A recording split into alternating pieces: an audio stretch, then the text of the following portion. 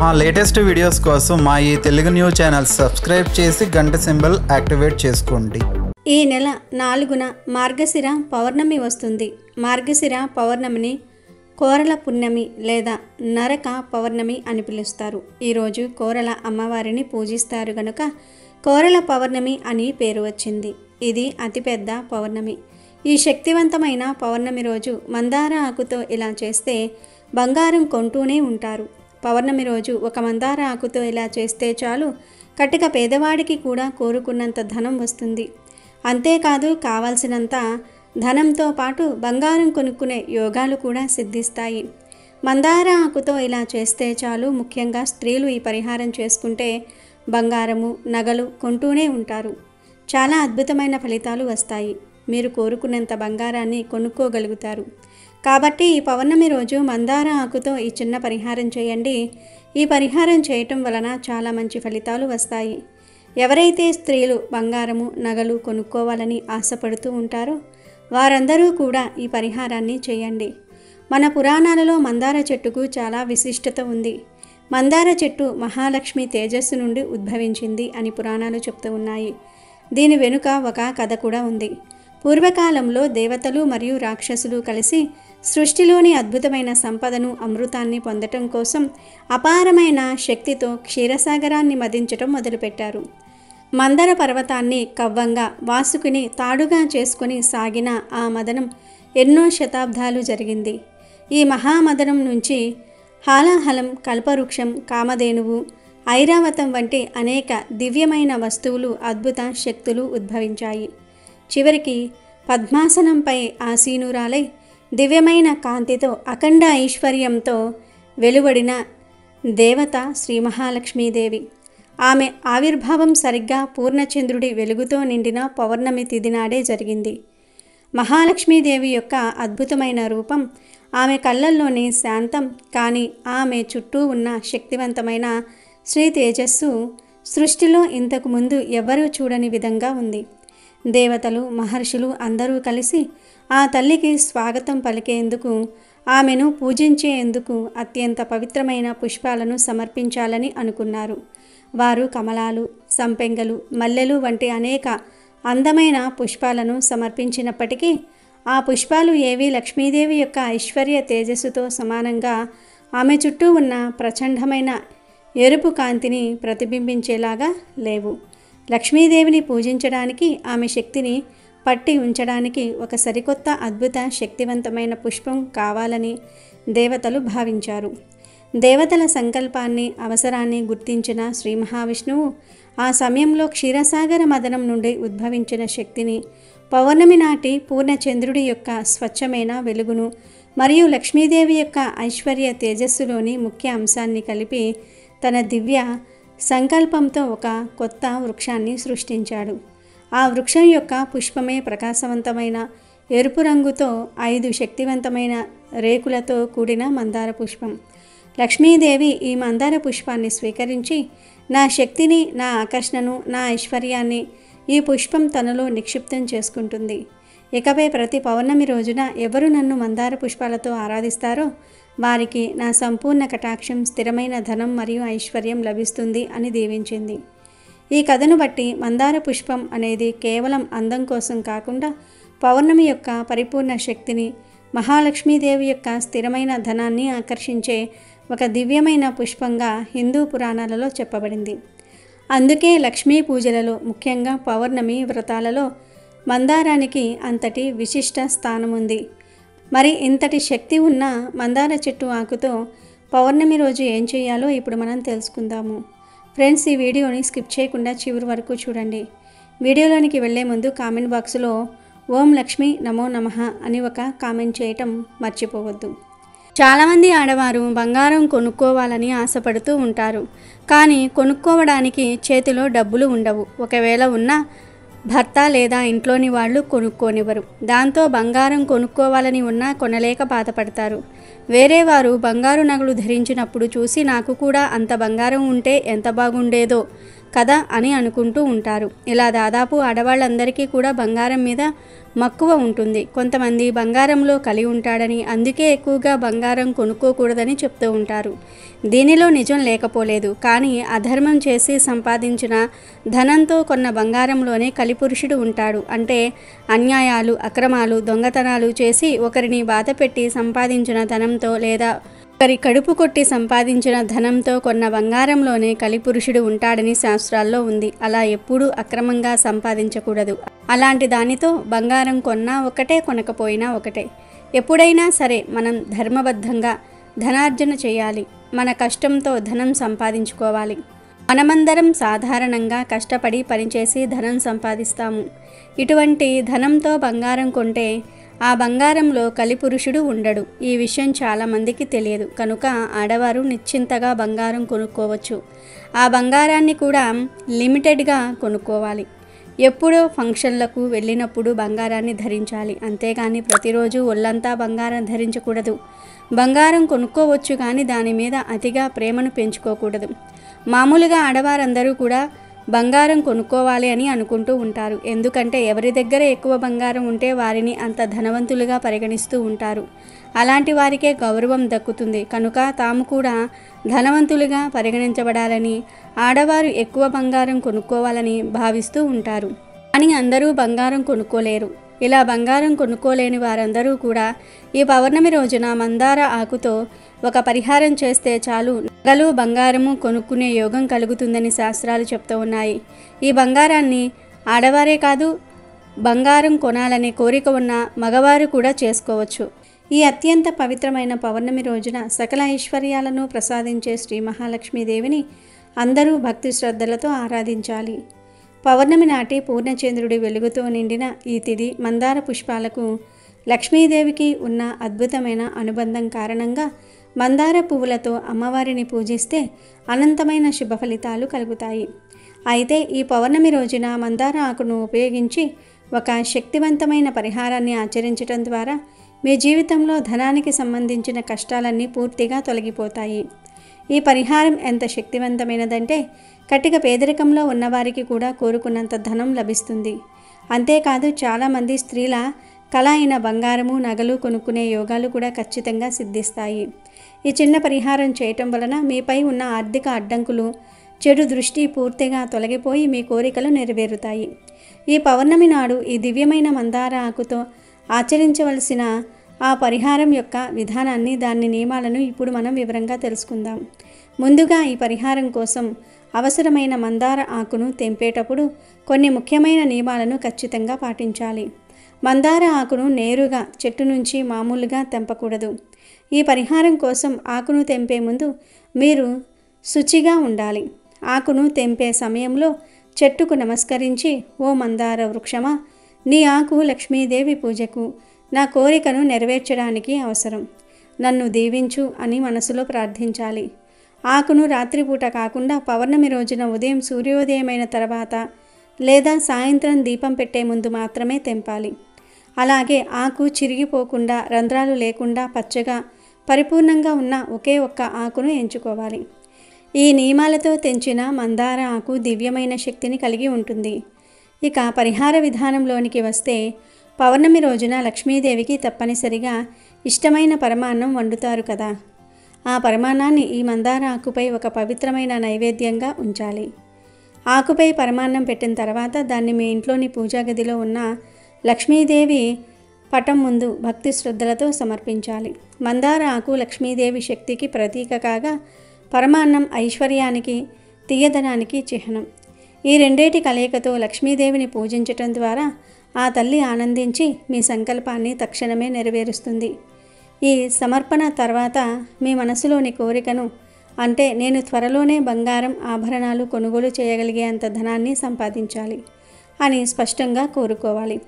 ఆ తర్వాత ఆ పరమాన్నాన్ని నైవేద్యంగా సమర్పించిన 5 నిమిషాల తర్వాత ప్రసాదంగా స్వీకరించాలి.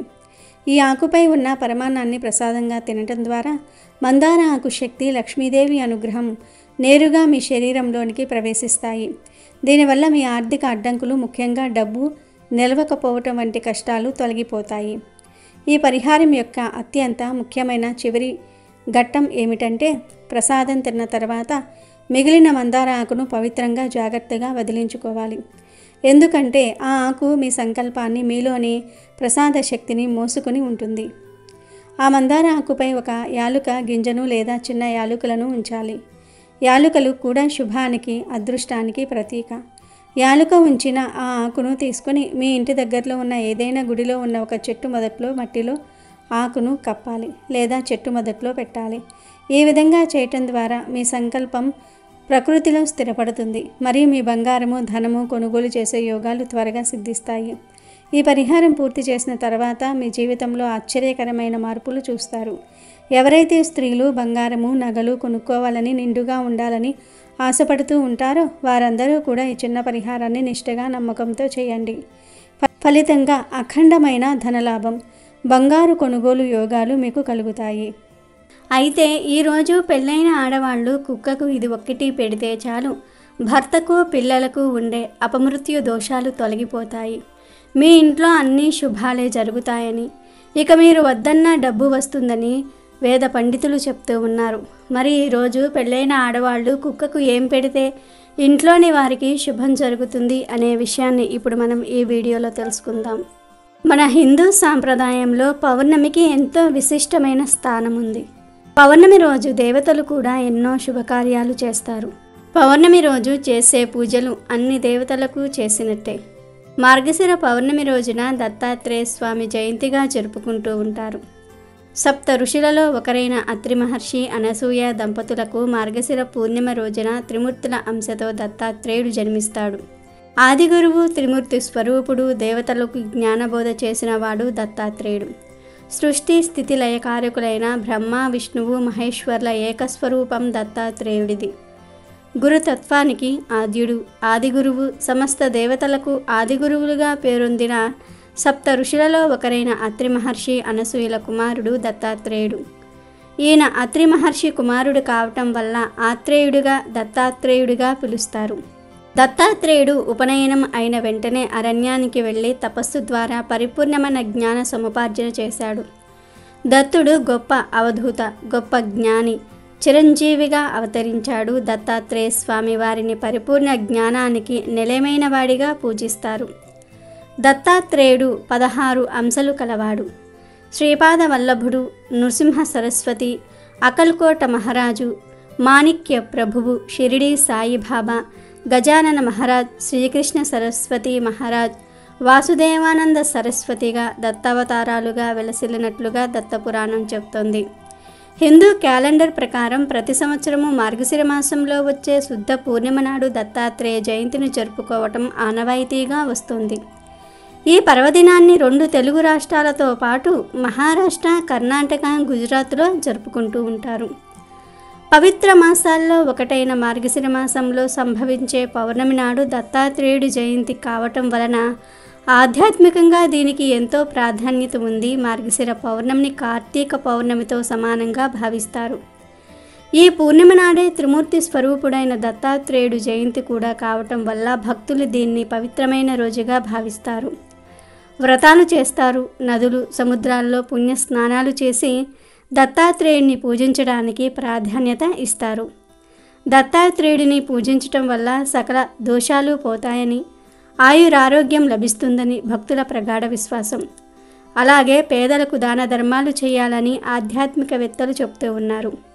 ఈరోజు దత్త పురాణాన్ని పఠించడానికి ప్రాధాన్యత ఇవ్వాలి. అందులో పొందుపరిచిన అంశాలతో దత్తాత్రేయుడిని పూజించాలి. త్రిమూర్తి స్వరూపుడు కావటం వల్ల దత్తాత్రేయుడిని ప్రసన్నం చేసుకుంటే బ్రహ్మ, శ్రీ మహావిష్ణువు, మహేశ్వరుడి ఆశీర్వాదం లభిస్తుందని భక్తులు విశ్వసిస్తూ ఉంటారు. శ్రీ దత్తాత్రేయ జయంతిని మార్గశిర శుక్ల పూర్ణిమ నాడు జరుపుకుంటూ ఉంటారు. త్రిమూర్తులు బ్రహ్మ, విష్ణు మరియు మహేశ్వర్ల అవతారమైన దైవ స్వరూపులు దత్తాత్రేయ స్వామివారు. దత్త అనే పదానికి సమర్పించిన అనే అర్థం ఉంది. త్రిమూర్తులు అత్రి మహర్షి మరియు అనసూయ దంపతులకు పుత్రుడి రూపంలో తమను తాము సమర్పించుకున్నారు గనుక అతడికి దత్త అని పేరు వచ్చింది. అతడు అత్రి కుమారుడు కాబట్టి తన పేరు ఆత్రేయ అయ్యింది. దత్తాత్రేయుడు అంటే బ్రహ్మ, విష్ణు, మహేశ్వర్ల అంశలతో కూడిన అవతారమూర్తి. ఉపవాసము, జపం, ధ్యానం, పారాయణము, ప్రార్థనలు, భజనలు, వేడుకలు జరుపుకునేదే ఈరోజు. దత్త జయంతి రోజున తెల్లవారుజామునే భక్తులు నదీ స్నానం లేదా ఏటి స్నానం చేస్తారు. దత్తాత్రేయునికి షోడశోపచారాలతో పూజ చేస్తారు. జప ధ్యానాలకు ఈరోజు ప్రాముఖ్యం ఇస్తారు. దత్తాత్రేయుని యోగ మార్గం అవలంబిస్తామని సంకల్పించుకుంటారు. ఈరోజు దత్త చరిత్ర, గురు చరిత్ర, అవధూత గీత, జీవన్ముఖ గీత, శ్రీపాద వల్లభ చరిత్ర, నృసింహ సరస్వతి చరిత్ర, షిరిడి సాయిబాబా చరిత్ర, శ్రీదత్త దర్శనం వంటివి పారాయణం చేస్తారు. ఈరోజు ఉపవాసం ఉండటం కూడా ఆనవాయితీనే. సాయం వేళల్లో భజనలు చేస్తారు. దత్తాత్రేయ ఆలయాలలో ప్రత్యేక పూజలు చేస్తారు. అలాగే మార్గశిర మాసంలో వచ్చే పౌర్ణమిని కోరల పౌర్ణమి అని కూడా అంటారు. ప్రతి సంవత్సరం మార్గశిర పౌర్ణమి రోజు కోరల పౌర్ణమి జరుపుకుంటూ ఉంటారు. హిందూ పురాణాల ప్రకారం కార్తీక పౌర్ణమి నుండి మార్గశిర పౌర్ణమి వరకు యమధర్మరాజు తన కోరలు తెరుచుకుని ఉంటాడు. అందువల్ల అనేక రకాల వ్యాధులు, అనారోగ్య సమస్యలు వస్తూ ఉంటాయి. ఎలాంటి అనారోగ్య సమస్యలు రాకుండా ఉండేందుకు ఈ మార్గశిర పౌర్ణమి రోజు యమధర్మరాజును ఆరాధిస్తారు. ఈ మార్గశిర పౌర్ణమిని కోరల పున్నమి లేదా నరక పౌర్ణమి అని కూడా పిలుస్తారు. ఈరోజు కోరల అమ్మవారిని పూజిస్తారు కనుక కోరల పౌర్ణమి అని పేరు వచ్చింది. కోరల అమ్మవారు సాక్షాత్తు చిత్రగుప్తుడి సోదరి. మార్గశిర పౌర్ణమి రోజున చిత్రగుప్తుడు తన చెల్లి ఇంటికి వస్తాడు. అన్నయ్య చిత్రగుప్తుడు ఇంటికి రావటంతో చెల్లెలు కోరల ఆనందంతో ఘనమైన విందుని ఏర్పాటు చేస్తుంది. చిత్రగుప్తుడు చెల్లిని ఆశీర్వదిస్తూ మార్గశిర పౌర్ణమి రోజు ఎవరైతే కోరలను పూజిస్తారో వారికి నరక బాధలు, అపమృత్యు భయము ఉండదని వరం ఇస్తాడు. చిత్రగుప్తుడిపై గల అభిమానంతో ఆయన మాట నెరవేరేలా తాను కూడా సహకరిస్తానని యమధర్మరాజు సమర్థించాడు. అప్పట్నుంచి మార్గశిర పౌర్ణమి రోజున కోరలమ్మను పూజించటం ప్రారంభమయ్యింది. ఈరోజు కోరలమ్మకు మినప రొట్టెను నైవేద్యంగా సమర్పించాలి. అలాగే ఈరోజు చంద్రుణ్ణి పూజించాలి. చంద్రవ్రతం చేయాలని పురాణాలు చెప్తూ ఉన్నాయి. మార్గశిర పౌర్ణమి రోజు కోరలమ్మను పూజిస్తే ఆమె అనుగ్రహం కలిగి నరకబాధలు, అపమృత్యు భయాలు తొలగిపోతాయి. మార్గశిర శుద్ధ పౌర్ణమి నాడు దత్తాత్రేయ స్వామివారు జన్మించారు. ఈరోజు గురువును పూజిస్తే చాలా మంచిది. లేదంటే దగ్గరలో దత్తాత్రేయ స్వామివారి సన్నిధానం ఉంటే గనుక అక్కడికి వెళ్ళి ఒక నమస్కారం చేసుకోండి. అలాగే ఈ మార్గశిర పౌర్ణమినే కోరల పున్నమి అంటారు. ఈ పున్నమి రోజు ప్రాతకాలంలో ఒక పని చేస్తారు. అదేమిటంటే కుక్కలకు రొట్టెలు, చపాతీలు పెట్టేవారు కూడా అది కొరికి పెడుతూ ఉంటారు. ఎందుకంటే కార్తీక మార్గశిర మాసాలు యమ ద్రష్టలు ఈ సమయంలో యముడు కోరలు తెరుచుకుని ఉంటాడు. ఈ సమయంలో మరణాలు ఎక్కువగా సంభవిస్తూ ఉంటాయి. మనం గమనిస్తే ఈ కాలంలో చాలామంది చనిపోతూ ఉంటారు. ఎందుకంటే ఈ సమయంలో యముడికి కోరలు వస్తాయి. ఇలాంటి అపమృత్యు దోషాలను తొలగించుకోవడానికి కుక్కలకు ఆహారం పెట్టాలని పెద్దలు చెప్తూ ఉంటారు. ఇంకొక విషయం ఏమిటంటే సంవత్సరంలో ఒక్కసారైనా సరే రోడ్ల మీద తిరిగే కుక్కలకు ఆహారం పెట్టాలి. కుక్కలకు ఒక్కసారి ఆహారం పెట్టినా అవి ఆ మనిషిని మర్చిపోవు. ఒక్కసారి కుక్కకు ఆహారం వేశారంటే మళ్ళీ ఆ కుక్క మిమ్మల్ని చూసినప్పుడు తోక ఊపుతుంది, మిమ్మల్ని గుర్తుపడుతుంది. అందులోనూ కొరికిన ఆహారాన్ని కుక్కకు ఆహారంగా పెడితే అది ఆ మనిషిని అస్సలు మర్చిపోదు. ఆ కుక్క ఇక ఆ మనిషిని కరువదు, ప్రమాదాలు తగ్గిపోతాయి. అందుకని మార్గశిర పౌర్ణమి రోజు కుక్కలకు ఆహారం పెడుతూ ఉంటారు. కొన్ని ప్రాంతాలలో చపాతీలు, రొట్టెలు పెడతారు. మరికొన్ని ప్రాంతాల వారు కుడుములు పెడతారు. ప్రత్యేకించి ఈ కోరల పౌర్ణమి రోజు పెళ్ళైన ఆడవాళ్ళు కుక్కలకు చపాతీలను లేదా రొట్టెలను లేదా కుడుములను పెడితే భర్తకు ఉండే అపమృత్యు దోషాలు తొలగిపోతాయని, భర్తకంతా మంచే జరుగుతుందని పండితులు చెప్తూ ఉన్నారు.